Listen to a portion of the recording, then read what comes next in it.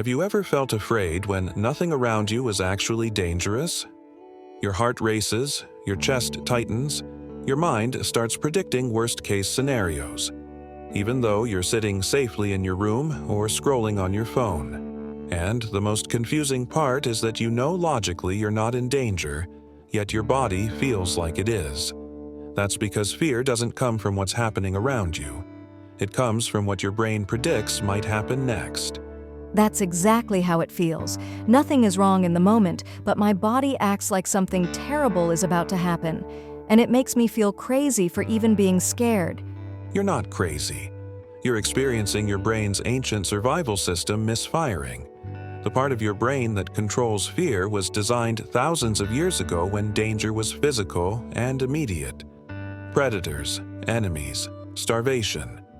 That part of your brain doesn't understand modern life. It doesn't care that you're safe at home. It only reacts to uncertainty. And uncertainty to your brain feels identical to danger. So even not knowing what might happen is enough to make my brain panic? Exactly. Fear is not triggered by danger. It's triggered by uncertainty about danger. When your brain can't predict the future clearly, it assumes the worst because that used to keep humans alive. It would rather scare you 1,000 times for nothing than miss one real threat. That honestly explains why I feel anxious about things that haven't even happened yet. And here's where it goes deeper. Your brain doesn't only react to the present, it reacts to memory.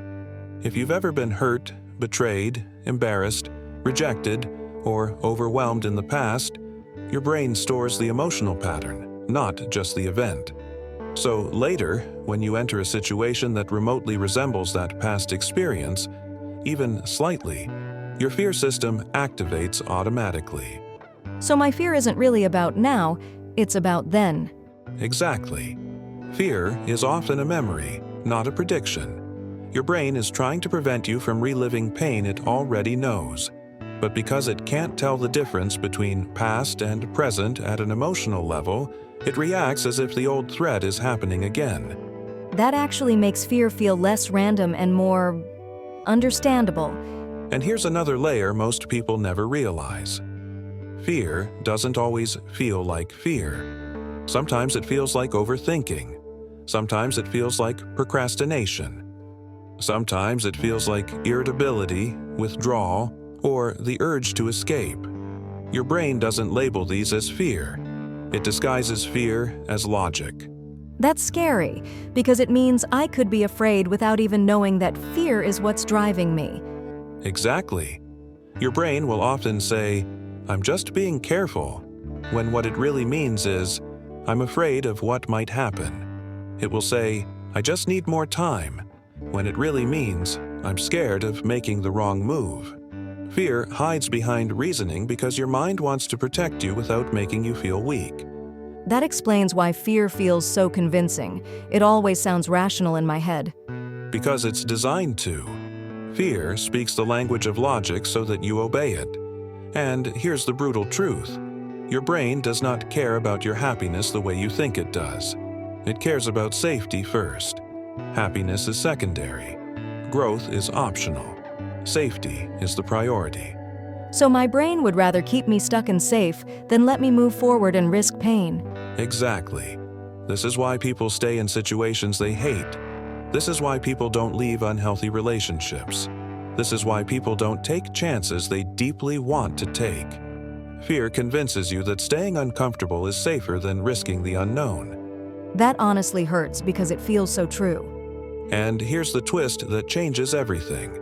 Fear lies about timing. It tells you the danger is happening now, even when the danger only exists as a possibility. Your brain collapses the future into the present and makes you emotionally react to something that hasn't happened yet. So my body is reacting to a future that doesn't even exist. Exactly. That's why your stress feels constant. You're not responding to what is. You're responding to what might be. And your nervous system doesn't know the difference. That explains why I feel exhausted even when nothing physically bad happened that day. Because your body went through the emotions anyway. Fear burns real energy. It drains your focus. It tightens your muscles. It shortens your breath. It exhausts your mind. So how do you stop your brain from constantly creating fear when you're actually safe? You don't fight fear with logic. You regulate fear through your body first. Slow breathing tells your nervous system that the threat has passed. Physical movement discharges stored tension. Stillness signals safety. Your body has to feel safe before your mind believes it.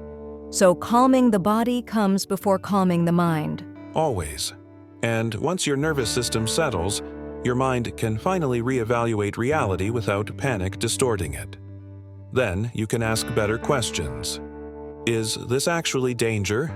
Or is this just uncertainty? That question alone already feels powerful.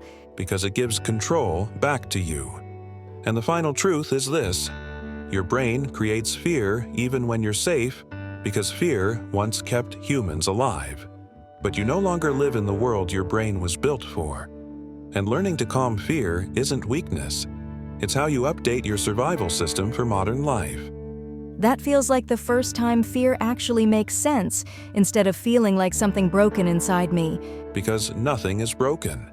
Your brain is just doing its job a little too well in a world it was never designed for. And once you understand that, fear stops feeling like an enemy and starts feeling like information you can interpret instead of obey.